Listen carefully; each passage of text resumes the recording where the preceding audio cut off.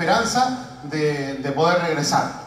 Por eso les decía, si pueden orar, además de orar por Honduras y por el pastor Kelvin, que les cuento, el pastor Kelvin me escribió, hace poco me escribió, y él tiene una anécdota conmigo. No sé cuántos recuerdan aquella oportunidad en la que yo estaba, allá el pastor se acuerda, que yo estaba predicando, lo llamé para pedirle algo, y ¿qué hice? No sé cuánto, ¿alguno se acuerda? No estaba ninguno de ustedes, o no lo recuerda, le di uno en la cara así, ¡pum! Y después me enteré que a él no le gustaba que le peguen en la cara. Y me escribió, y lo simpático de la situación me dijo, soy el pastor Kelvin, al que le pegó.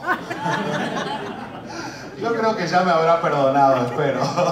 Esa historia tiene, no sé cuántos años tendrá pastor, y unos 12 años aproximadamente, por lo menos. ¿Sí? Varios años, pero bueno, una bendición de Dios.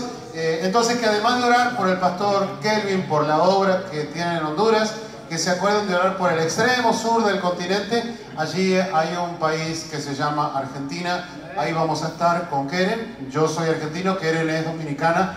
En algunos lugares, cuando nos presentamos, decimos una pareja, un matrimonio de argentinos y dominicanos, miran nuestros colores y le dicen, usted es la Argentina. No sé por qué me tratan así, pero bueno. ¿Cuántos van a orar por Argentina y por estos pastores? Amén. Pablo dice, no es lo que quiero predicar, pero sí siempre utilizo este texto. Pablo dice, yo sé que por vuestra oración, le escribe a la iglesia de los Filipenses, y por la obra del Espíritu Santo, esta situación va a resultar en bendición. Él entiende, y por eso yo pido oración muchas veces, dice, yo sé que si la iglesia ora, y si el Espíritu de Dios se mueve, va a haber bendición.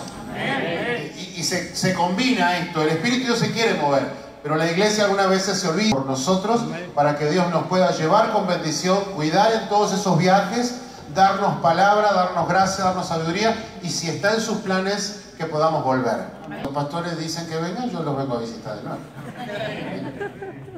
Bien, me saludó un hermano recién cuando llegué, y me acuerdo de la prédica que tuve esos días. Me dijo, el pastor que habló de comer huevito todos los días. Sí, hay gente que tiene esas memorias o se acuerda. Y bueno, ahí ahora estamos en otra oportunidad especial. Sé que han tenido muchas actividades y miramos por Facebook fotos, comentarios, cuando van subiendo sus actividades. Estamos en contacto con la pastora y nos van contando. Una iglesia activa es una bendición.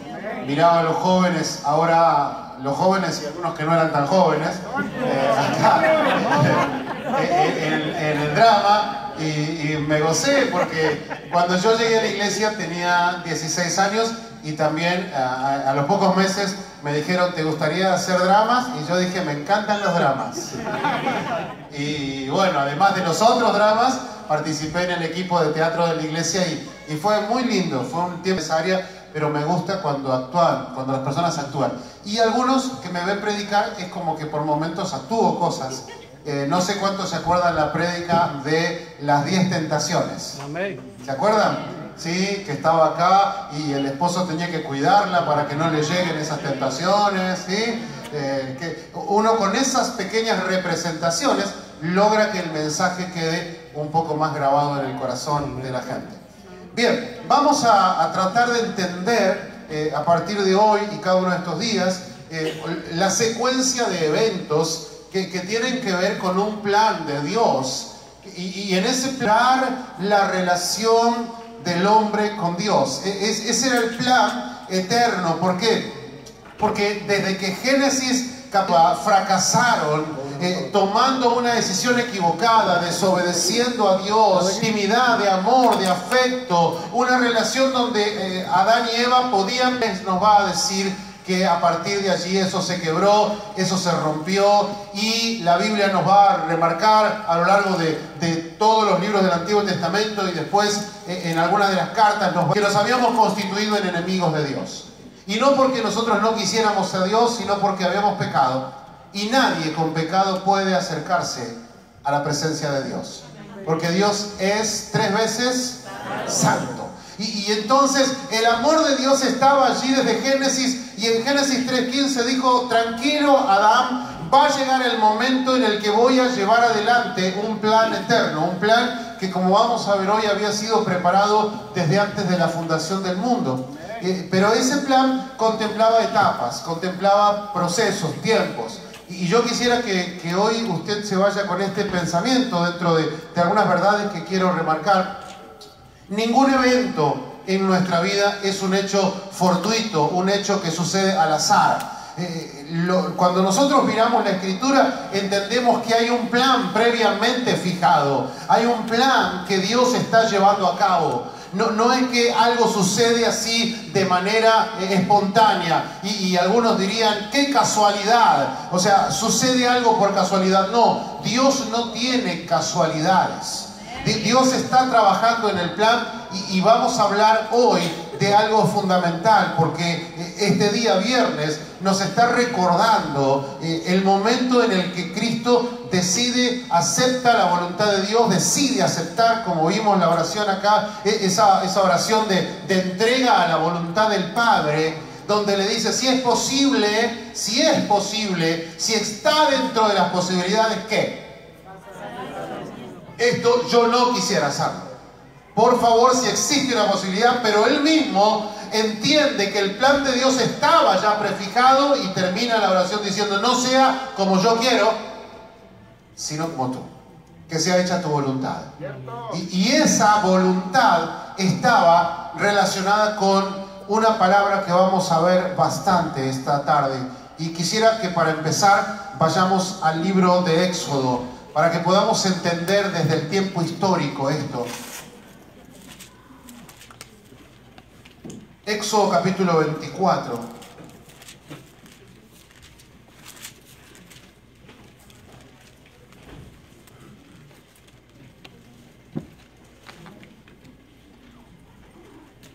Vamos a leer diferentes textos, pero este es el primero que vamos a empezar. Capítulo 24 de Éxodo, a partir del versículo 1. Dice: dijo Jehová: tú y Aarón, Nadab y Abiú, los dos hijos de Aarón, y 70 de los ancianos de Israel, y os inclinaréis desde lejos. Pero Moisés solo se acercará a Jehová, y ellos no se acerquen, ni suba el pueblo con él. Luego que habló, esto es lo que queda entre el versículo 2 y el versículo 3, es lo que estoy explicando. Luego que Dios habló con Moisés, Moisés bajó. Y el versículo 3 dice: y Moisés vino y contó al pueblo leyes. Y todo el pueblo respondió a una voz y dijo que haremos todas las palabras. Buena promesa. Versículo 4 dice: y Moisés escribió todas las palabras de Jehová. Y levantándose de mañana edificó un altar al pie del monte, y 12 columnas según las 12 tribus de Israel. Y envió jóvenes de los hijos de Israel, los cuales ofrecieron holocaustos y becerros como sacrificio de paz a Jehová. Y Moisés tomó la mitad de la sangre y la puso en tazones, y esparció la otra mitad, ¿dónde? Sobre el altar. Y tomó del libro del pacto y lo leyó a los oídos del pueblo, el cual dijo: haremos todas las cosas que Jehová ha dicho. Y dígalo fuerte para que le quede. No escuché. Y usted solo lo dijo.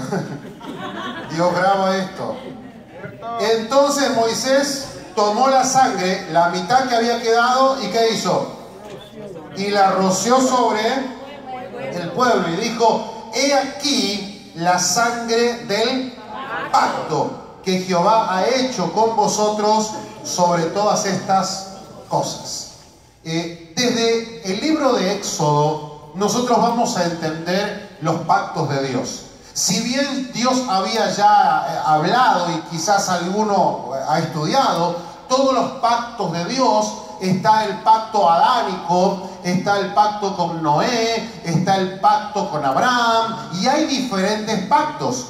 Pero uno de los pactos más trascendentales que va a sostenerse a lo largo de los siglos es este pacto que Dios está haciendo en el Antiguo Testamento.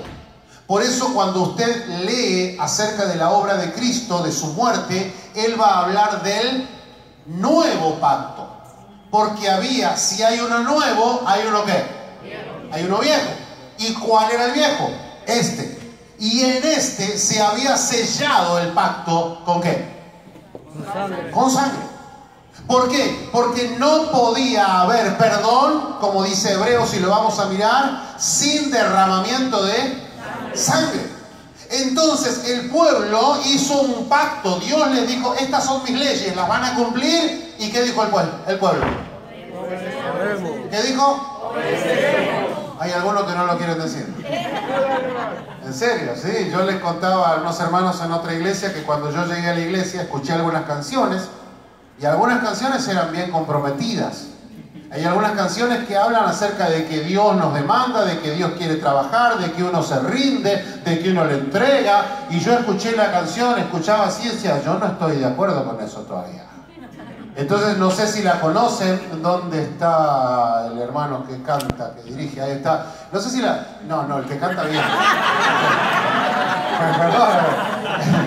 Si la conocen, esa que dice, quebranta mi corazón, quebranta mi vida. ¿La conocen esa? ¿Sí? Yo me acuerdo que la escuchaba en la iglesia, decía, quebranta mi corazón. Yo canto más o menos como el pastor. Quebranta mi vida. Y yo la escuchaba y decía, no, yo no quiero que me quebrante nada. No, la verdad que no. Entonces cuando cantaban esa canción, ellos la cantaban y yo hacía así. Entonces, algunos cuando yo dije, Dios hizo un pacto y el pueblo dijo, obedeceremos. Algunos dicen, no, obedeceremos. Ahora, estos sacrificios que están a partir del libro de Éxodo, nos van a recordar uno de ellos muy particular. En el libro de Levítico también está, pero aparece el concepto ya en el libro de Éxodo del día de la expiación.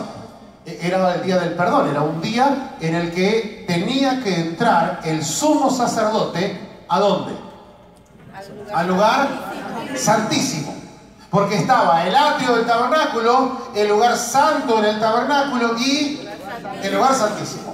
Y en ese lugar santísimo, ese día de expiación, era el día quizás más importante para Israel, porque era el día del perdón.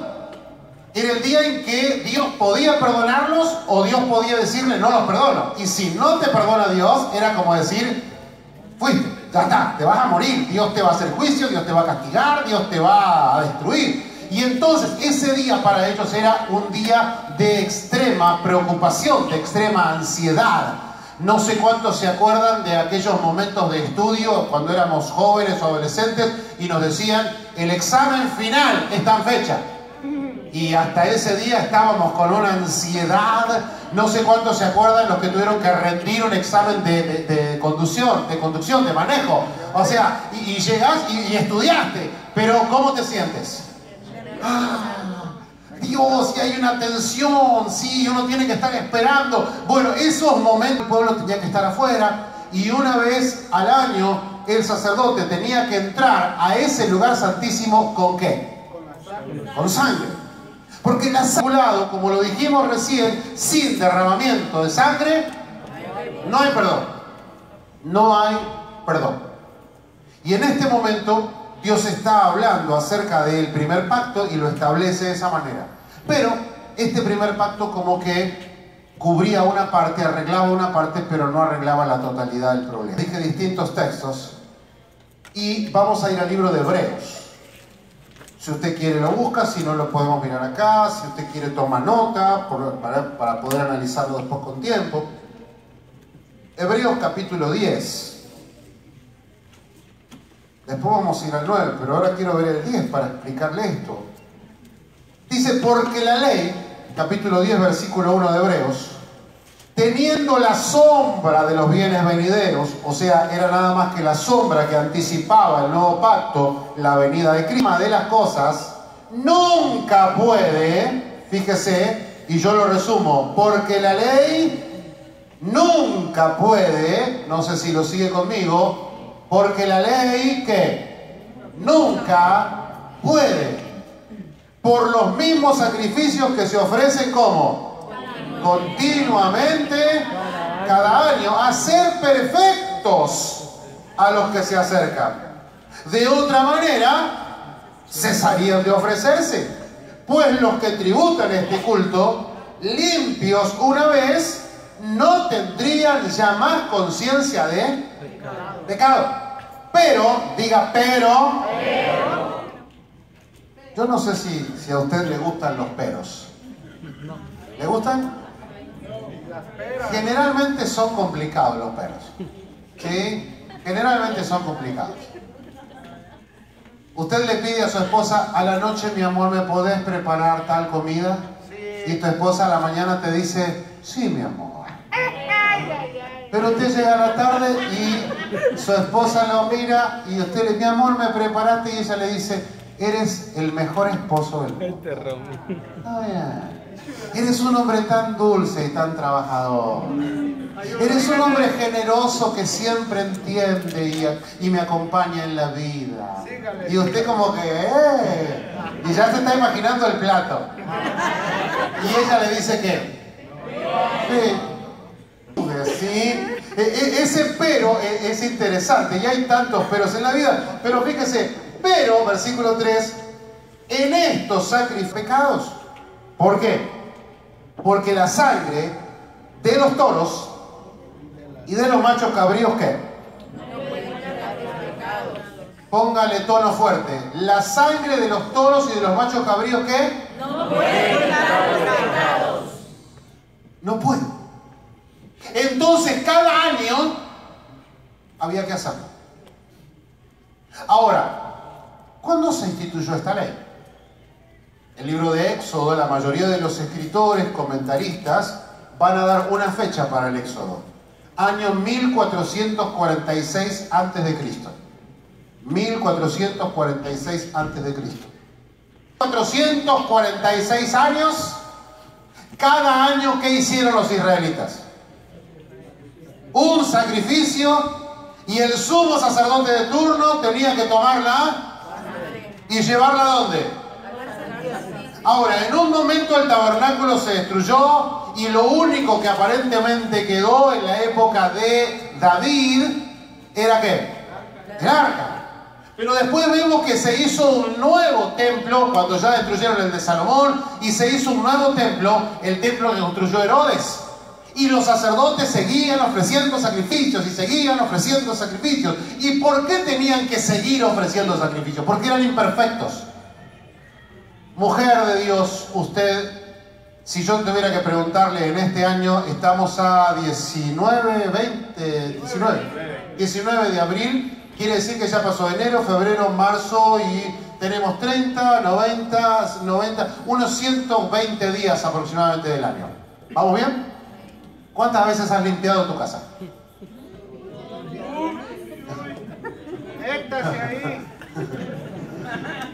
¿Cuántas veces has limpiado tu casa? Y pregunto, ¿cuántas veces más tendrás que hacerlo? O sea, y voy a tener que hacerlo de nuevo, y sí, seguramente vas a tener que hacerlo esta semana, y la otra semana, y al otro mes, y al otro año. Ay, ¿cómo te sientes? La verdad, de Dios. ¿Cuántos días trabajaste en este año? Tranquilo, faltan 8 meses nomás para que termine. Ahora, y bueno, ya trabajamos el 19. ¿Y el 20 tendrás que trabajar? Sí. ¿Y el 22, 23? Yo les voy a contar algo que, bueno, va a quedar grabado, perdonen, pero yo me acuerdo que cuando era niño a mí no me gustaba bañarme. Cuando era niño. Alguno va a decir, el pastor que no le gusta bañarse. No, espere. Cuando yo era niño. Es que vivíamos en una condición muy precaria en casa y no había, como hoy quizás usted tiene, abrir agua caliente, agua fría, una lluvia hermosa y shampoo. No. ¿Cómo era cuando yo era niño? Había que calentar el agua, un recipiente ahí. ¿Sí? Y yo me acuerdo que mi madre me decía, anda, bañate. Mamá, si mañana voy a volver a jugar. O sea, yo mañana voy a volver a ensuciarme. Como toda mamá, generalmente, más que los papás, y no digo que los papás no estén en ese detalle, sino que por ahí están más tiempo, se fijan más detalles, pueden supervisar otras áreas. Mamá me mandaba a bañar. Y yo me acuerdo que como no me gustaba bañarme, yo llegaba, agarraba el agua y tiraba el agua así. Y salía. Y mamá, una mamá normal, o sea, mamá salía y cuando yo salía del baño me acariciaba. ¡Ay, mi amor! Decía, tenés el cabello seco. Anda bañando. Y yo entonces... Las mamás se fijan en un montón de detalles. Mamá me daba el besito, todo bien, iba y tocaba la toalla. Decía, la toalla está seca. Este no se bañó. A bañarse. Dios. Mojar la pared, mojar el piso, mojar la cabeza, mojar la toalla. Y salía. Le daba trabajo a mi mamá. Y mamá, ya como me conocía, decía, las paredes, el piso, el jabón. Tocaba el jabón y el jabón estaba... ¿No te bañas? Bañarte. Dios. Entonces, al final después era más trabajo que hacer todo eso que bañarme. Así que ahora me baño ya. Si no le dan con la toalla, dice. Mi esposa va a revisar la toalla mañana.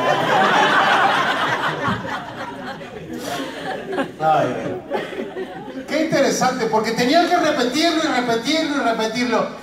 Y hay cosas que las hacemos de manera repetitiva y las hacemos por amor. Y no nos generan conflicto, porque yo imagino una mamá que le prepara la comida a su hijo.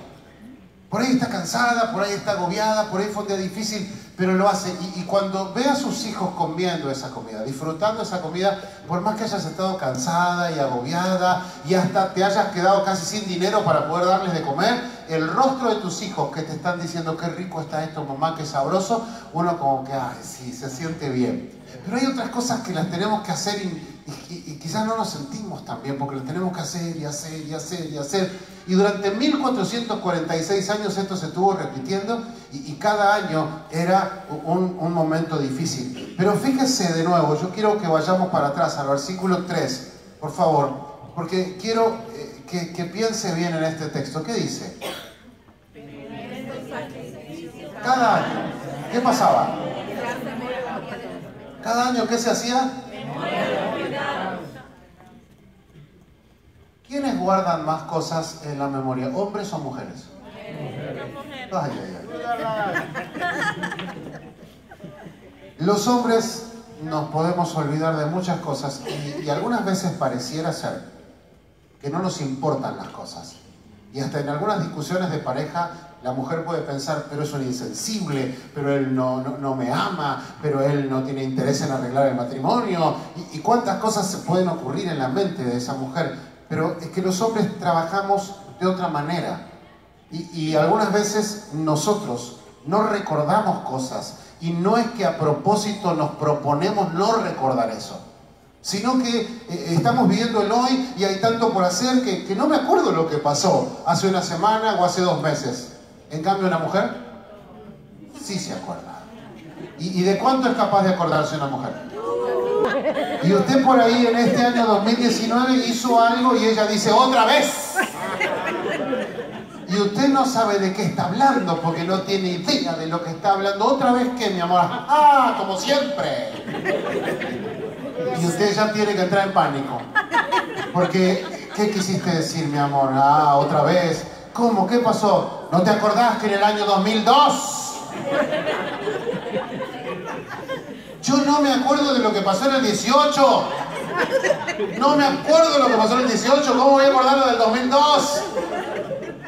Ahora, trate de pensar en esta relación con Dios. Porque dice que cada año que se ofrecían sacrificios, que se tenía que llevar esa sangre, todos los pecados.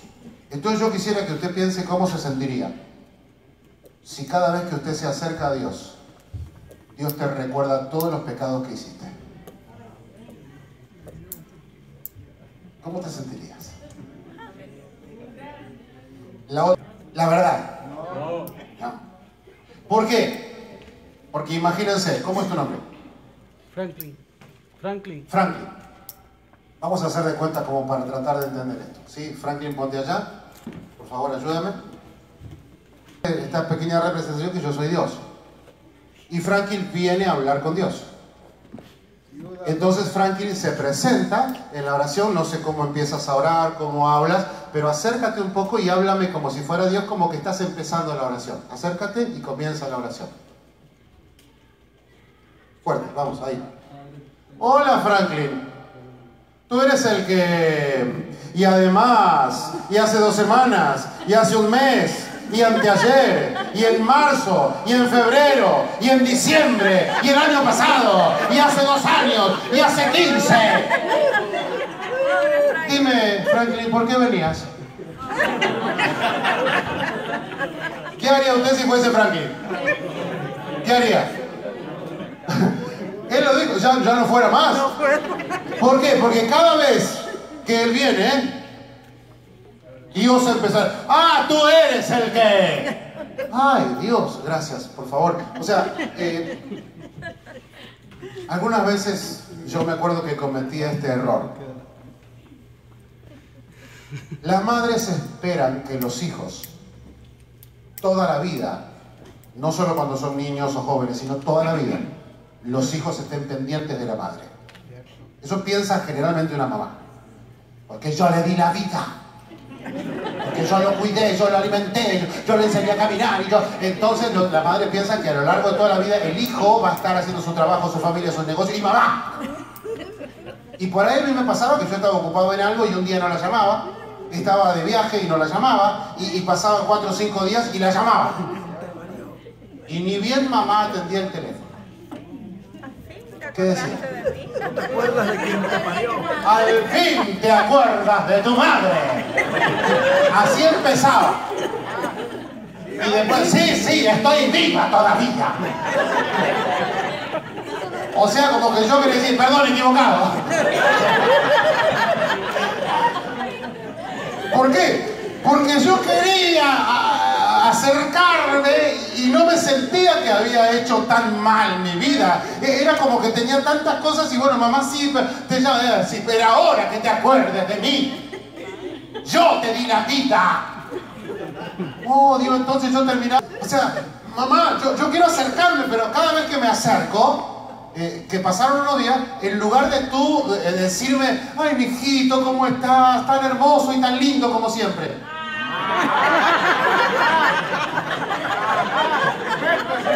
Tú te reíste. ¡Qué fuerte!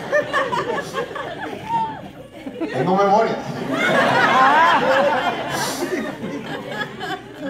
No, en lugar de saludarme con esa ternura y con eso era como que, bueno, ella había pasado por muchas cosas en la vida, ya mamá murió en el año 2002, pero me acuerdo de eso, que yo quería acercarme y cuando quería acercarme, en lugar de recibir una palabra de amor, de afecto, era ¡ajá! ¡Por fin!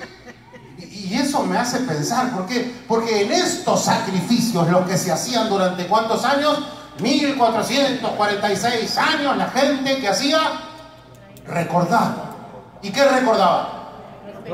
Sus fracasos, sus errores, su inmundicia, su suciedad, sus mentiras, sus infidelidades, sus.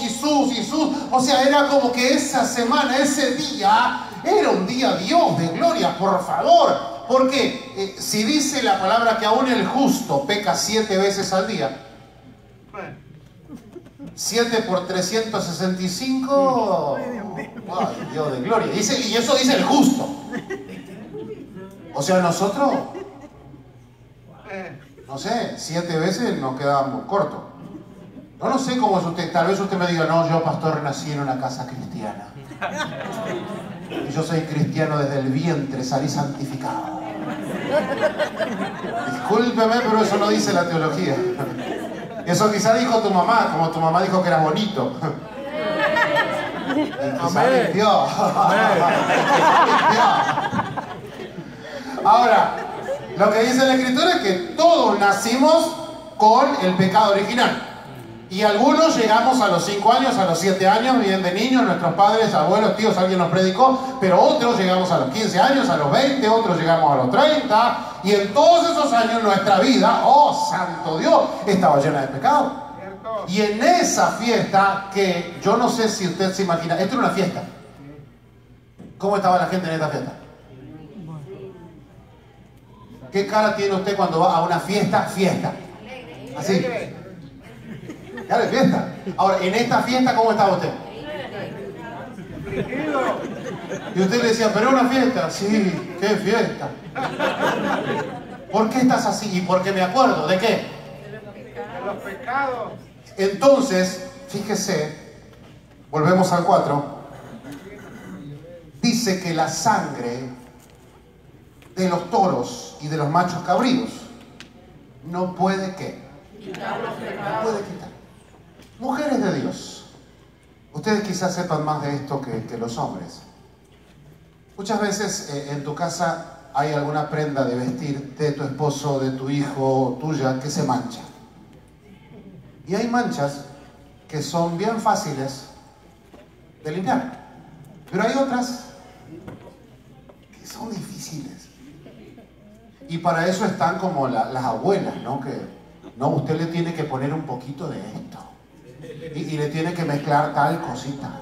Y le tiene que poner limón. Y un poquito de vinagre. Póngale vinagre. Y si quiere le pone un poquito de sal. Y si quiere le pone una lechuguita. Y ya me sacó la ensalada la abuela. Ahora, hay manchas que son fáciles de sacar y otras no. Ahora, la mancha del pecado, dice este relato que tenemos acá de Hebreos, que ¿qué pasaba con esa sangre de los toros y de los machos cabríos? ¿Qué? No puede quitar los pecados. No puede. O sea que no los quitaba. ¿Qué hacía? Los tapaba. Los tapaba.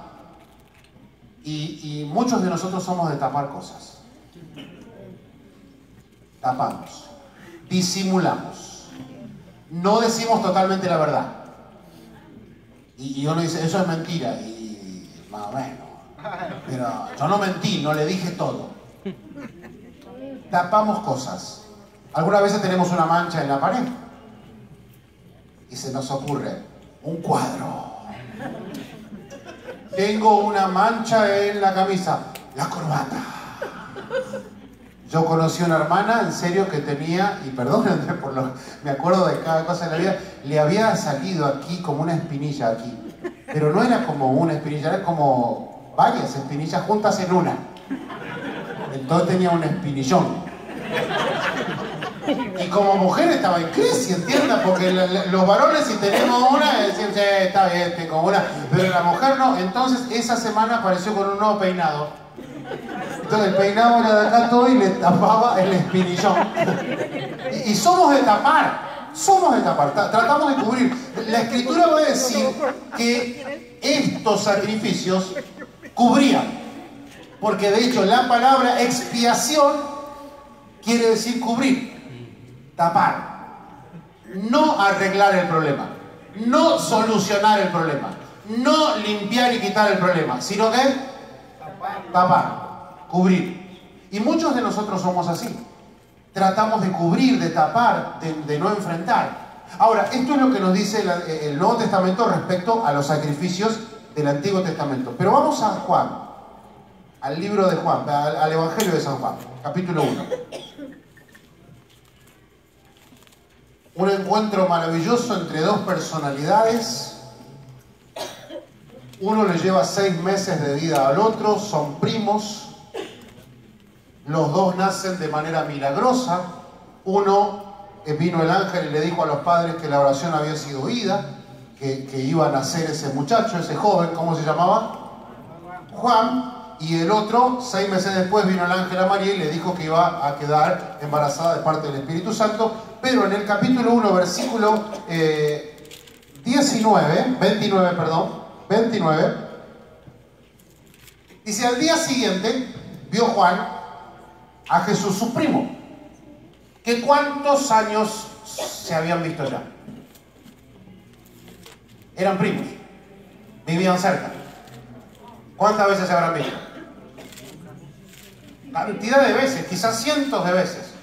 Pero no había tenido la revelación de Dios en ese momento, y en esta oportunidad como que se le quita el velo. Juan lo ve venir a Jesús y es su primo, con quien comió, con quien compartió, con quien caminó, con quien hasta quizá alguna vez trabajó. Y cuántas veces me encontré con mi primo, muchísimas, cientos, pero no tuve la revelación. En ese momento el Espíritu Santo como que le quita el velo a Juan y Juan dice esta palabra. ¿Qué? He aquí. Ah, Dios. El Cordero. ¿Qué qué? Oh. Vimos que la sangre de los toros y de los machos cabríos no podía ¿qué? Y acá cuando lo ve Juan dice, espere, hay un cambio de tiempo, hay un cambio de dispensación, hay un cambio. ¿Por qué? Porque el antiguo pacto está a punto de terminar, porque va a venir alguien que te va a dar libertad, que te va a dar tranquilidad, que te va a dar paz, que no te va a venir recordando el fracaso, que te va a hablar de lo que viene por delante, de la bendición de Dios. ¡Wow! ¿Puede ser que alguien me ayude con eso? Oh, sí, ahí estaba Juan teniendo esta revelación de Cristo. Esa persona que iba a venir a ayudarte con algo que para ti era imposible arreglar.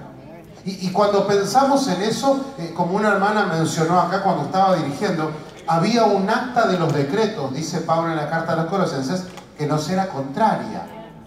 ¿Cuántos tienen una deuda hoy? ¿Cuántos tienen una deuda? En serio, levanten la mano, ¿sí? O sea, los demás no deben nada. En serio, digo, no, está bien, porque si no debe nada, yo le pido prestado. En serio. O sea, pero tenemos una deuda. Ahora bien, hay algunas deudas que nosotros analizamos y las podemos pagar. Porque hacemos el plan de financiación y sabemos que cada mes vamos a estar sacando tanto de la cuenta, o directamente el banco está atento con nosotros que nos ayuda en ese trabajo. El banco no te pregunta, yo sé que usted se habrá olvidado, yo se lo saco directamente. Está y atienden todo y te pagan todo y te sacan todo. Pero yo no sé si alguno de ustedes tuvo un momento en la vida una deuda muy grande.